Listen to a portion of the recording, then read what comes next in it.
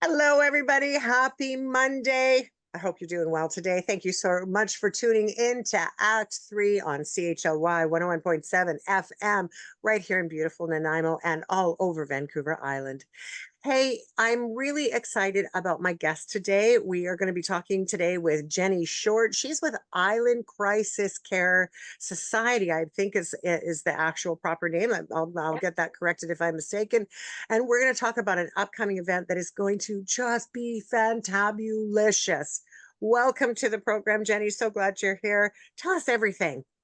Oh, well, thank you for having me. So, like you said, it's with Island Crisis Care Society. We've been in Nanaimo and Parksville for the past 35 years. And so we focus on providing long-term support for people who have been unhoused, mental health issues, that type of thing. So we've all over the place. We have 8 different housing sites with 13 different programs that operate within them. And then I'm here today to chat about our new fundraiser event that we're going to be hosting called the Creating Hope Art Gala that's going to be happening on October 5th.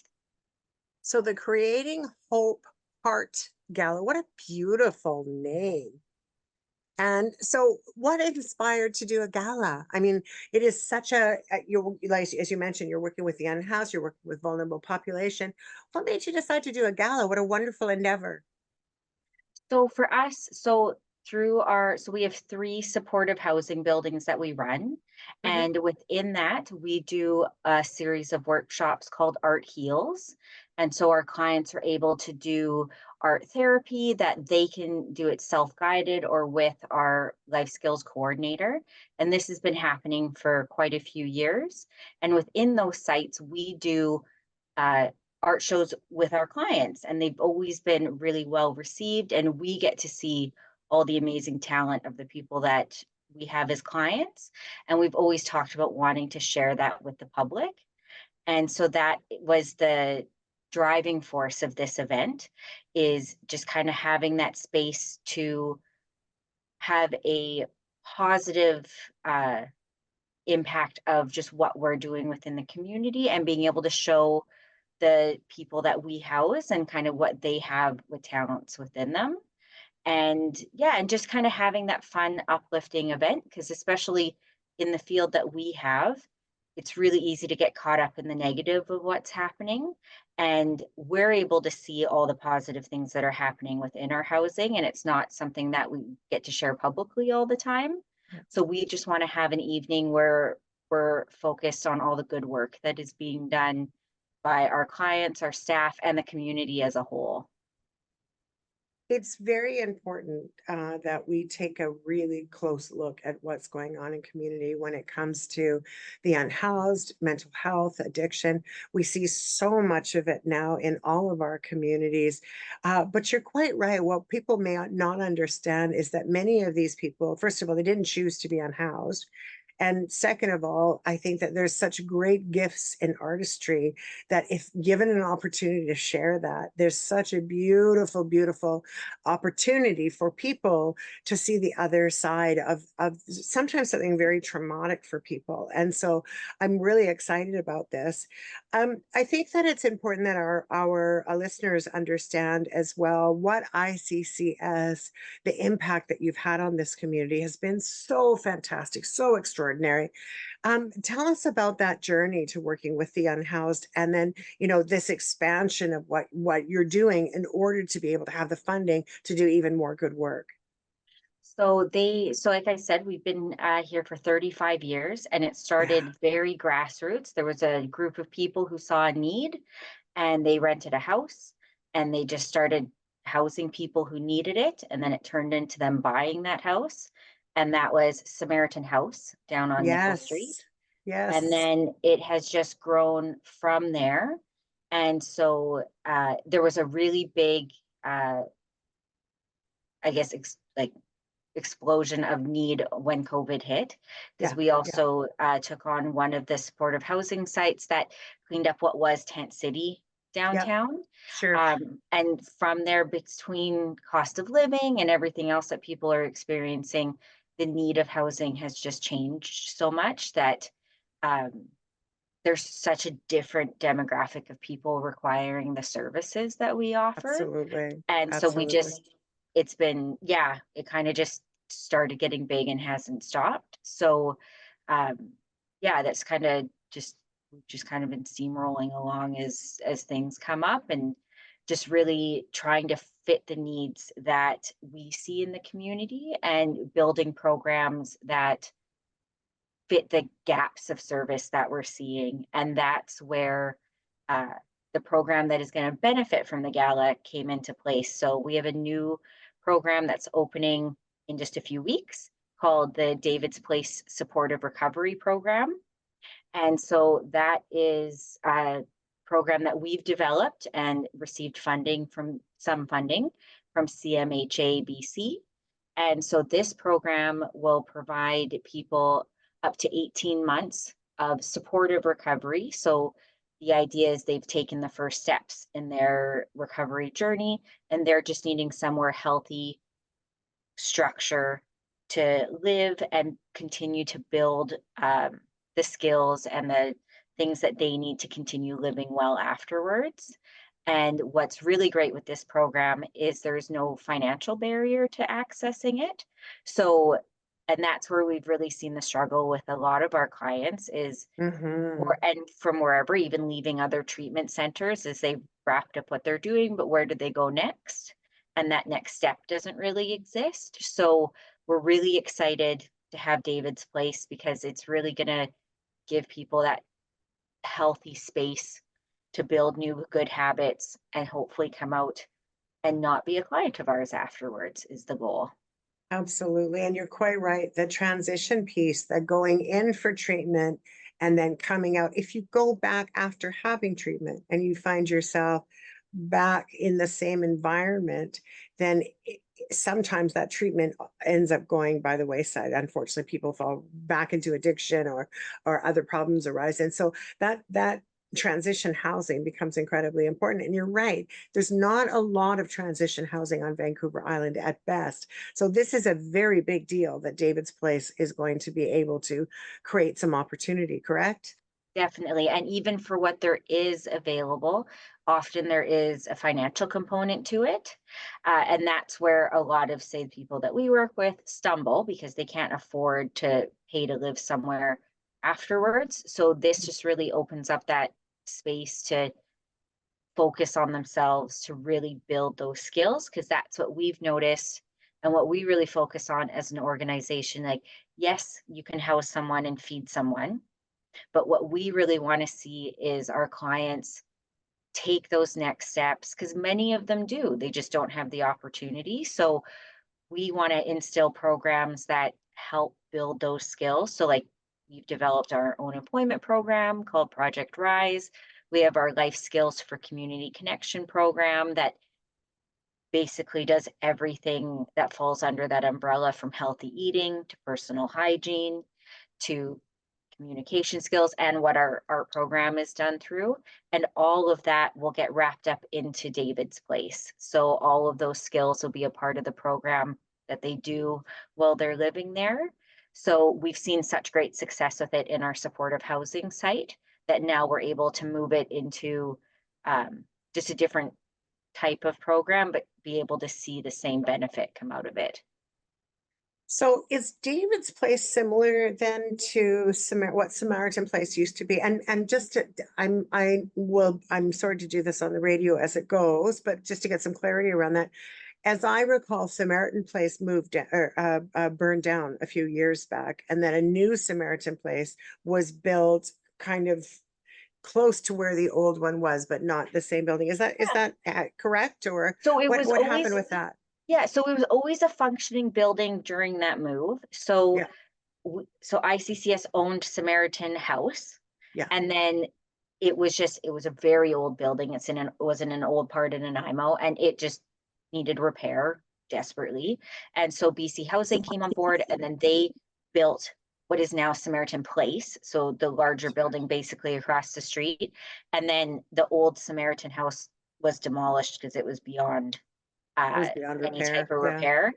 Yeah. And so now we have Samaritan Place, which is supportive housing, and then also has our women's shelter in it. So all of our supportive housing, so we have Samaritan Place, Newcastle, which is the one by the old white spot, and then we have Orca Place in Parksville. That is long-term supportive housing, so there's no end date on people needing time there.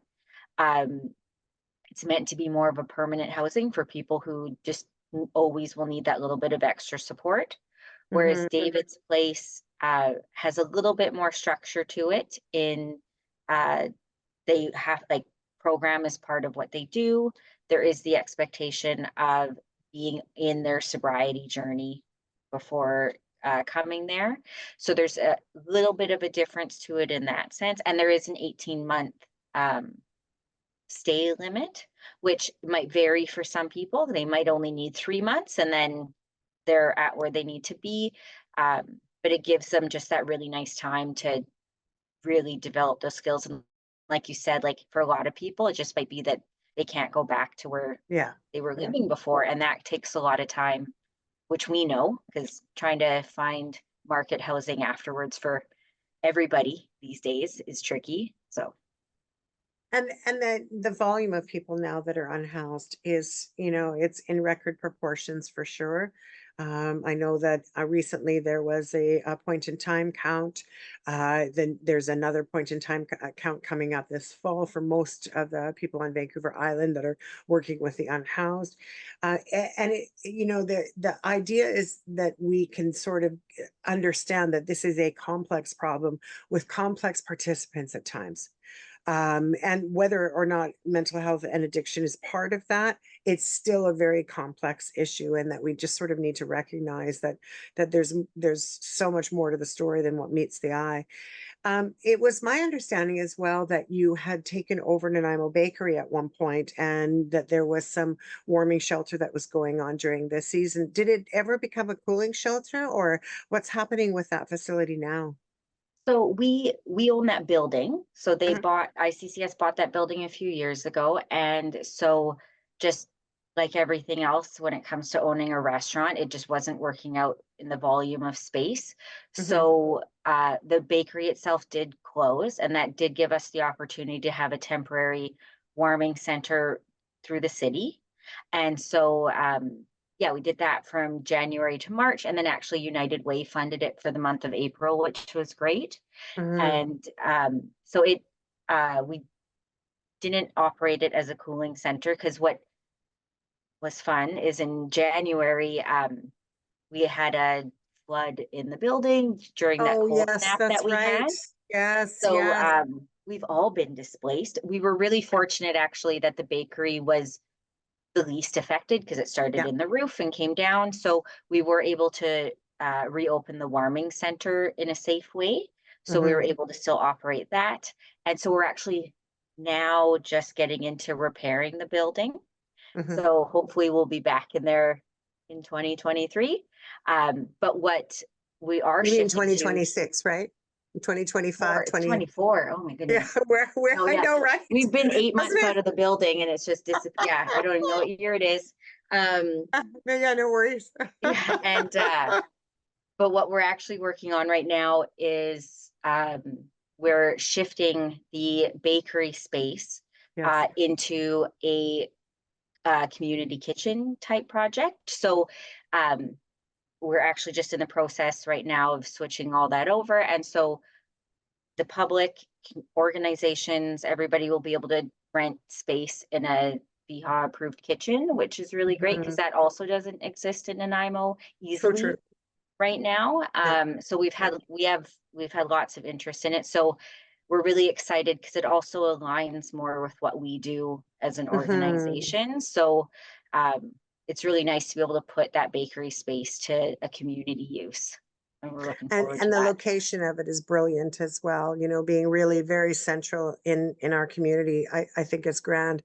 So all of this leading us back to, this incredible opportunity for funding these programs through the Creating Hope Heart Gala. And so let's talk about the inspiration by that. What can people expect when they go to this incredible gallery? So, my hope and what we're working towards is for people to come and have an evening to get dressed up and just and enjoy a fun evening out. Because even for me personally, like I have two small kids, I don't get dressed up and go out all that often. Hmm. And just to have something, yeah, kind of a little bit special to have on your calendar. We have two live music acts that are going to be performing. So first, it'll be a Nanaimo duo called From the Earth, which we're really excited about. They do amazing music. And then we'll have a Victoria group called the New Groovement, who will be playing after. And they're amazing. They have it's a six-piece band, so it's saxophones and trombones and singers, and it's a really just amazing group to watch or dance, which is fun too. So it's whether people want to be up on the dance floor or just sitting and enjoying the music, it's a really fun band to watch. We're going to have, so there'll be appies out throughout the evening, there'll be desserts, and then we'll have our client art. And then we've also done a call out for community art to have up as well. That'll be up as an art auction that people can bid on. And our hope with that as well is for people to really see that there is no difference between those in the community who are housed and then those who are experiencing housing insecurity. Because especially right now, it's a really slippery slope between Mm, those two groups of yeah, people. it sure is. And then we're going to have just some different things going on. We're planning on having a live painting that people will be able to participate with that will then hang at David's place afterwards. So that way the people who are staying there will be able to see the support that the community was able to give them. And yeah, we're just my hope is that people come and really enjoy the evening, learn a little bit about what we do, and are able to leave knowing that they enjoyed themselves and they really made a difference in the community. Absolutely. And what better way through art and music and all those fantastic things. And I'm a glitter queen. So anybody who knows me knows that it's time to put on my rhinestones and my sequins. And, like I'm so stoked about the entire event. I think it's just anytime we can have a gala to celebrate people. And frankly, I think celebrating people that are going through challenges is probably even more fantastic. A little love goes a long, long, long way when we really invest in our time in a way that really supports the community. So having said that, I'm going to move us into a quick segue here because I do want people to come back after this segue and with a piece of paper and a pen so that we can figure out, how do people get tickets? How much are the tickets? Where are the tickets? All that kind of stuff. So let's take a moment to do that. If you have just tuned in, thank you so much for tuning in on this absolutely fabulous Monday. I know that, holiday season is nearing to an end. It's very difficult to get our mindset out of, the summer sunshine and think about what's going to happen sometime in October. But we know that planning is very important. And so that's one of the reasons why we're having the conversation this week, so that we can continue to plan and move forward to help, Island Crisis Care Society do what they do best, which is help the community where they need it the most. So please go grab yourself a piece of paper and a pen. While you're doing that, I'm just going to do my shameless push for people to watch our program also on Rogers Television. We used to be Shaw Television, is now Rogers Television. Act 3 is going back into the studio on September the 11th for our next episode of the program. We're really delighted to have you join us. It airs 4 times a day, Vancouver Island wide. So please check us out on Rogers Cable 4. And if you don't get Rogers Cable 4 at all, then why not check us out on our YouTube station, iHeartRadio, and Spotify. And of course, pay attention to us on CHLY 101.7 FM. We just love you so very, very much. Thanks for tuning in once again. My guest today in the Zoom booth is Jenny Short. She's with Island Crisis Care Society, and we're talking all things fabulous about galas, the unhoused population, and how we can help in a community. So welcome back to the program, Jenny. I love that you're here, and I love this cause. The numbers are staggering for people that are in a very difficult situation in our community. And it just, for some parts of our population, we just need to give them a hand up, not a hand out, a hand up. And the legacy of what Island Crisis Care Society has done in these years is exactly that. It's given a leg up and really supported people where they're at. What got you involved, Jenny? I'm gonna like, as people are still grabbing their pen and paper, I'm curious about the other side of the ticket. So, what made you decide that this was your home and become so involved in creating this gala?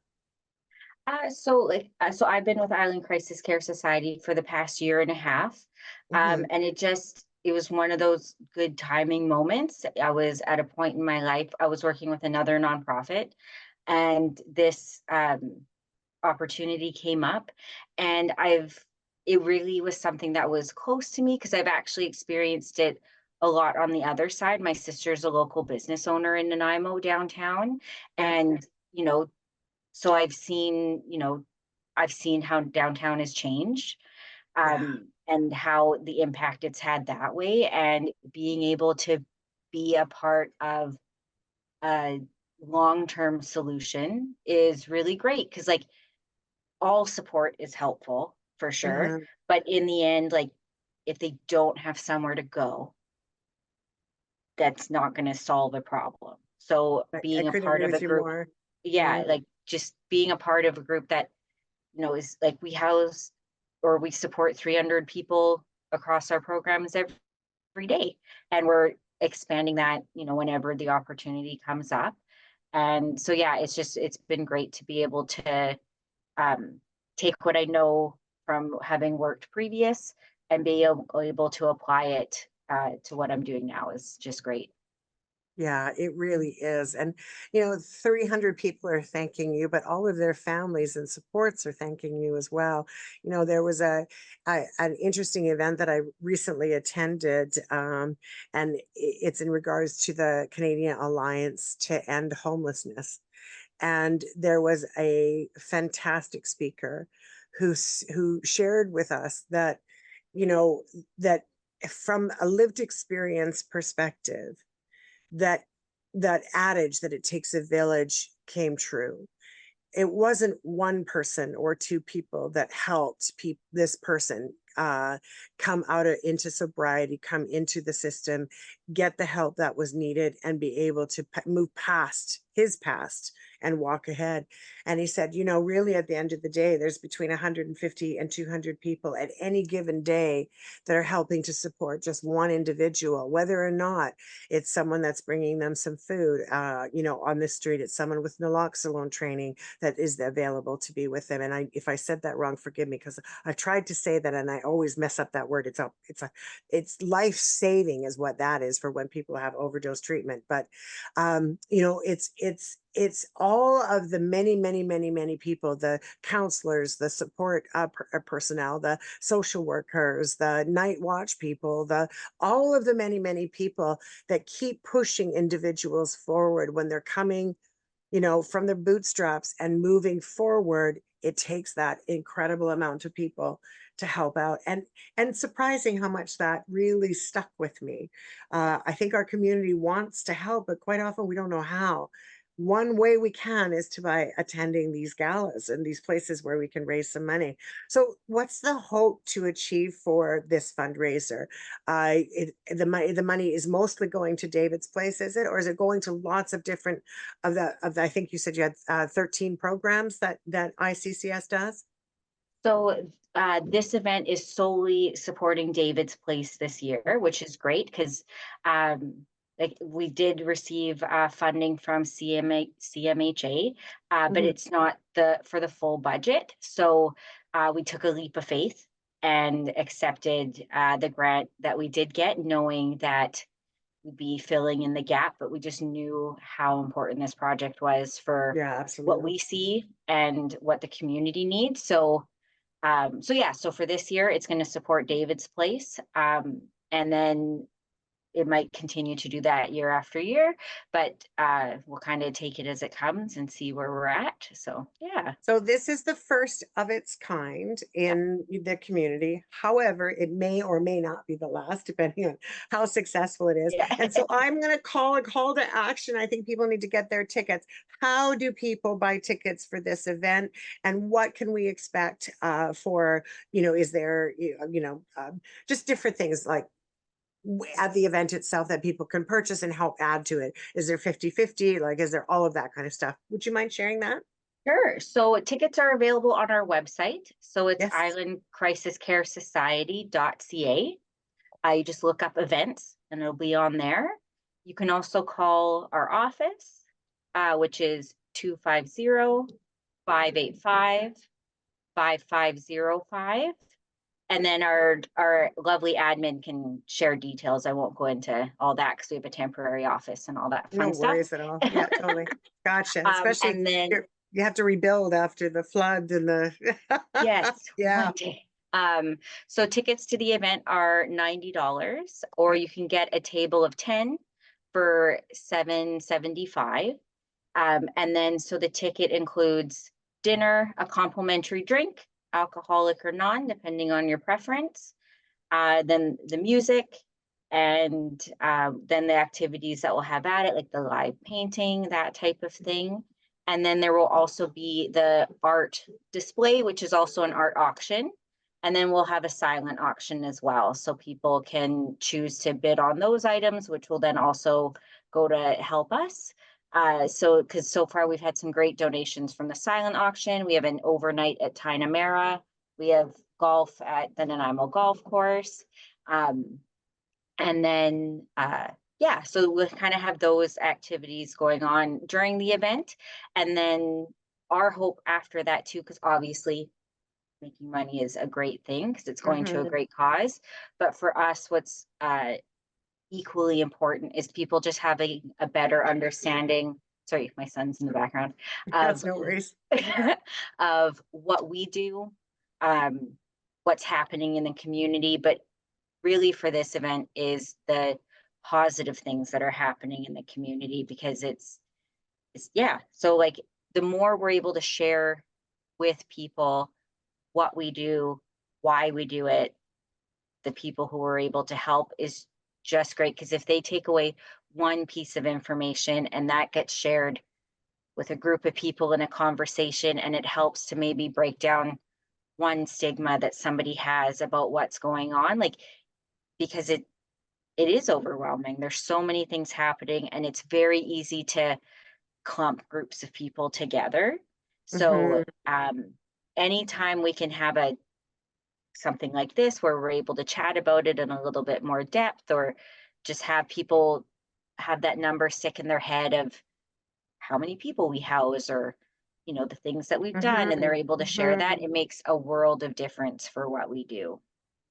So David's Place in itself, how many beds are going to be part of that facility? So it'll house 6 people at one time, Okay. just so that way too.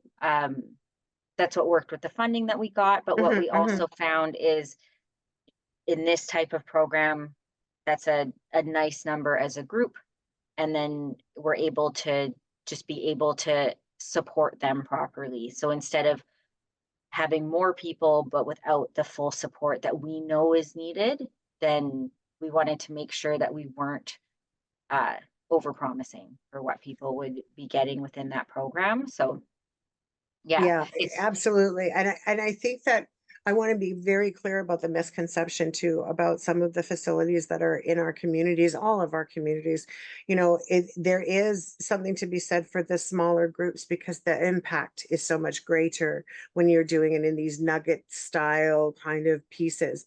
And while we know that that we have a large population of people that are unhoused or that are going through mental health and addiction, we also have a large percentage of people that are trying to get off the street and that are trying to do something else with their lives. And so we have to be, kind of incrementally, one person at a time, helping our successes as they go so that, the wraparound services, it is a very big deal to be able to support an individual. And so having six people where they're leaning on each other and co-creating a new life is a phenomenal task. It's a phenomenal task. And we, obviously success becomes very, very important when you can, take these milestones one moment at a time. And you also had spoken, even though this particular event is going to go to David's place, to be really clear with those other programs that you have, there's always room for a donation. There's always room for supporting. And I just wanted to kind of talk a little bit about some of those wraparound moments. You did briefly talk about Project Rise and some life skill programs, but would you mind very much if we just did a little exploration so our community can understand what those programs might be? Definitely. So those are programs as well. So the majority of our funding comes from BC Housing and Island Health, depending whether it's supportive living or assisted living. Hmm. But that funding has a very specific mandate of what we're able to do with it. And so outside of that, we were seeing the need of from clients wanting to do more with their lives once they were living somewhere safe. And so from that, we developed first, it was our employment program. So it was Project Rise. And so through that program, people are able to, they have 5 weeks of an in class where they, get their WMIS and their first aid and their food safe and they interview skills and, they do cooking and they kind of touch on those life skills. And then they have the opportunity to do a work placement afterwards where we've really gone out and connected with employers in the community who are really inclusive and really understand the steps we're trying to take. And our hope is that they stay on afterwards or they've now gotten a really good piece for their resume. But actually, from that, we realized a good chunk of clients still were needing a little bit of pre support before being Hmm. ready for Project Rise. So that's where our Life Skills for Community Connection program came in. And so that program is just exploded. It's doing so many things and it covers everything basically. So it could be uh, personal hygiene. We have people who come in and do like teach foot and nail care. We do like haircuts. They learn about healthy eating. Their most popular program is Build a Sandwich because we've actually learned that a lot of our clients have never had the opportunity to choose what they eat because quite often when it's food that they're being distributed, they kind of have to take what they get, which is great, but just kind of learning those skills. And this year, or our coordinator, really has connected with the Indigenous community, and we've been bringing in local knowledge keepers to share their knowledge with our clients. And it's been so well received throughout our Indigenous and non-Indigenous clients. It's just been this really great piece that's been added to it this year. So it's just, we're really just kind of building those core skills that they maybe never learned depending on their Hmm. upbringing or they've lost because they've been street entrenched for so long that Absolutely. they just and throughout all of it the biggest thread is just teaching communication and how to interact because a lot of people come off the street in like crazy survival mode and so they're really um, their guard is up, they're on all the time because they've had to kind of protect themselves. And so just kind of reintroducing them into a safe space and just building those skills and just being comfortable in themselves and working through whatever traumas or barriers they may have is the biggest thing. And so we do that kind of subtly through all of these extra programs that we run um, to help break down those barriers. So, because our biggest goal is that if someone, we hope when they leave ICCS housing, if that's an option, that in the nicest way possible, we never see them again. Because, I hear you. I mean, yeah, that's true success. I mean, true success is never having to have these programs at all because we don't have the problem, but unfortunately, that just isn't the case. And I do know with the Project Rise and the life skills programs, there are limited numbers of people. Although you have cohorts more than once a year, it's still there's limited numbers of people. Um, that's another piece that I think is so vital that people understand is that, you know, when you often hear, and for I want to be very clear that I make no judgment on anything at all anywhere, right? Um, but there is that voice that sort of that goes in the back of so many people's mind where they say, oh, these people, they want to be on the street, or they, you know, go get a damn job, or, you know, all of those factors that you hear community with these obstacles. But if you have a person who genuinely has been in survival mode the entire or for much of their adult life or their youth life, to not have the ability to have a shower on a regular basis, to not have, you know, the ability for those life skills like brushing our teeth and brushing our hair and washing our clothes, all of those things that we simply take for granted if we're not in survival mode. How can we have that expectation that people are going to be looking for a job in the way that we make that assumption? It's just there's a huge disconnect between what people are assuming the truth is and what is actually the truth. And so many of these people are coming from trauma. So many of these people are coming from you know, very abusive and difficult situations, and therefore sometimes it's easier for them to have left the environment that they were in and be even what appears to be sometimes an even worse environment. um, and I'm curious about the counseling factor and all of that. Does ICCS have these opportunities for people to be supported in that counseling area? Are they getting help there, or do you do a referral program that help with other agencies to intertwine and come alongside? We do both.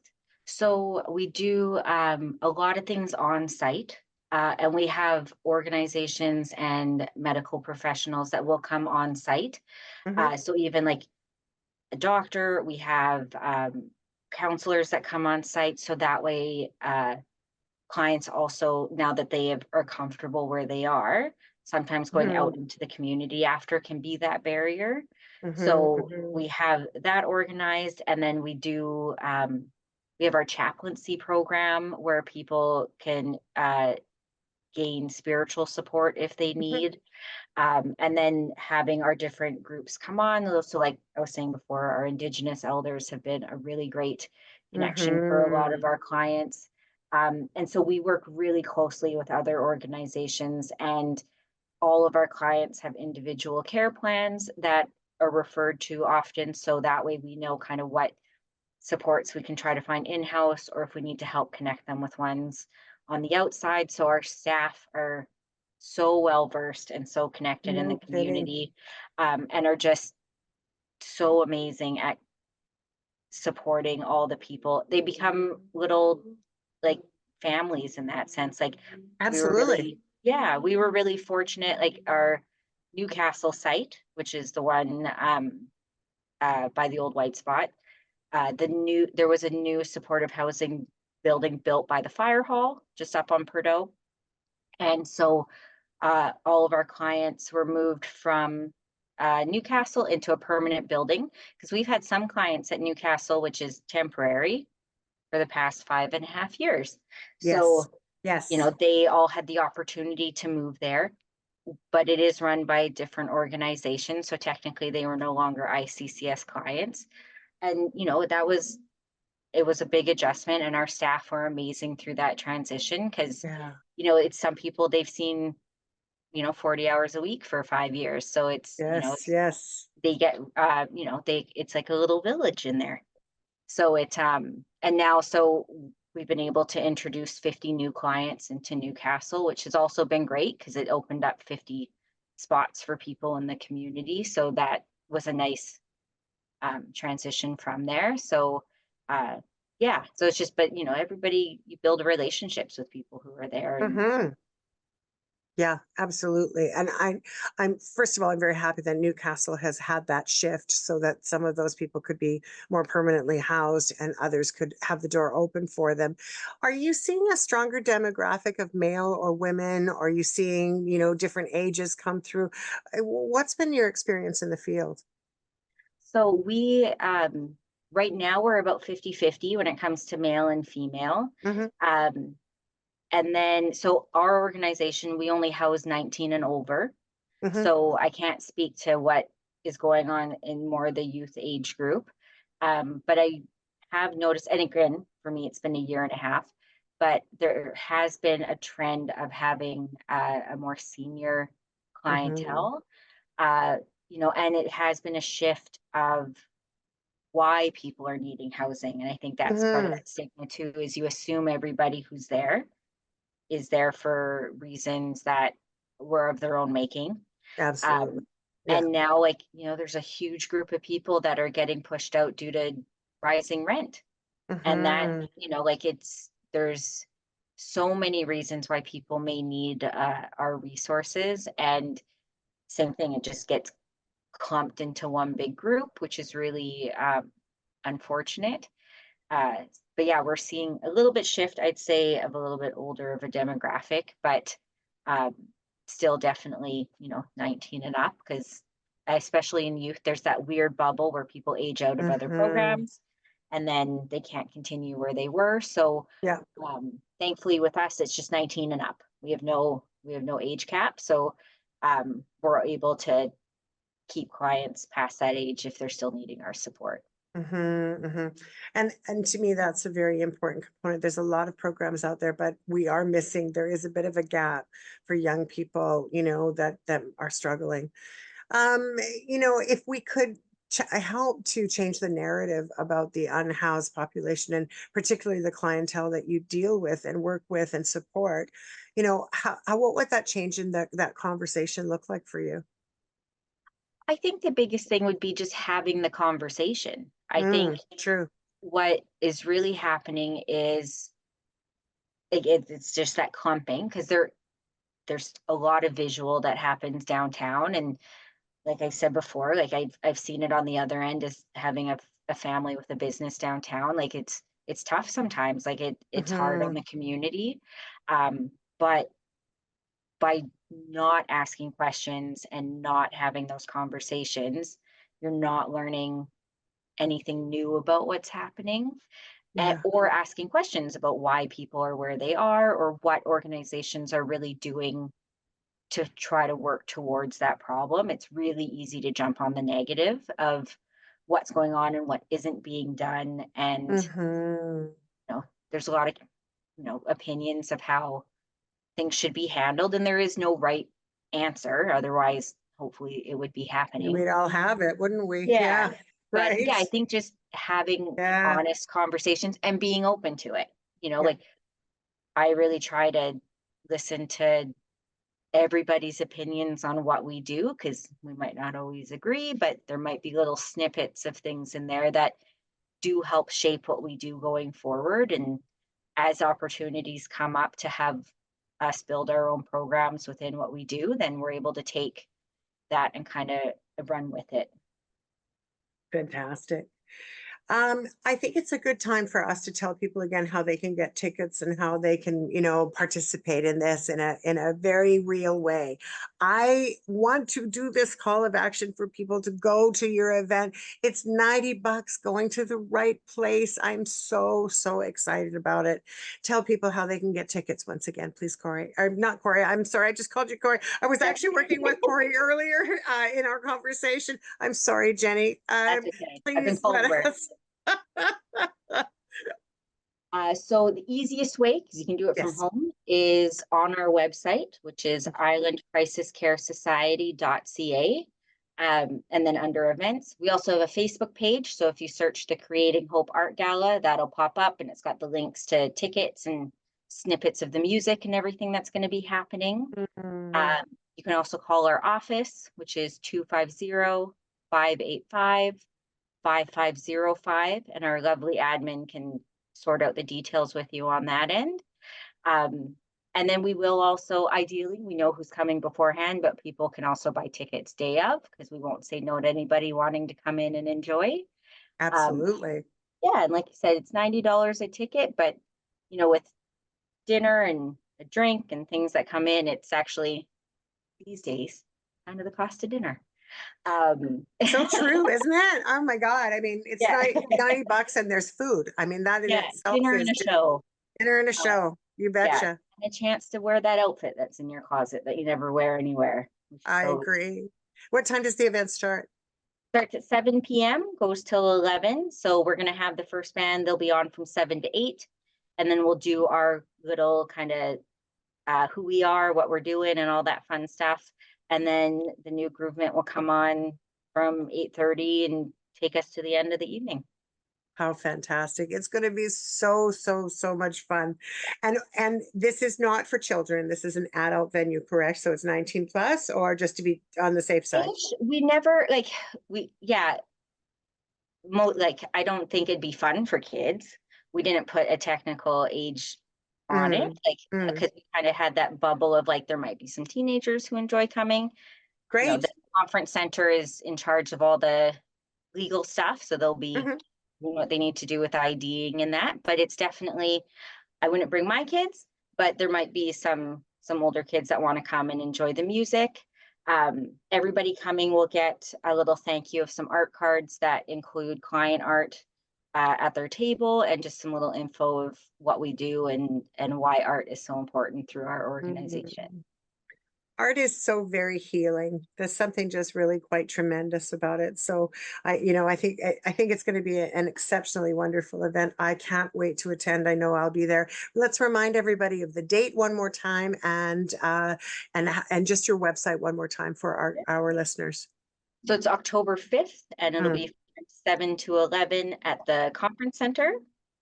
And our website is islandcrisiscaresociety.ca. Fantastic. Jenny, it's been really, really wonderful having you as my guest today. Thank you so much for coming and sharing. And for those of you who have just tuned in, I'm sorry, we're almost done. So you'll have to watch us on YouTube or listen to us on iHeart or Spotify or one of our other platforms.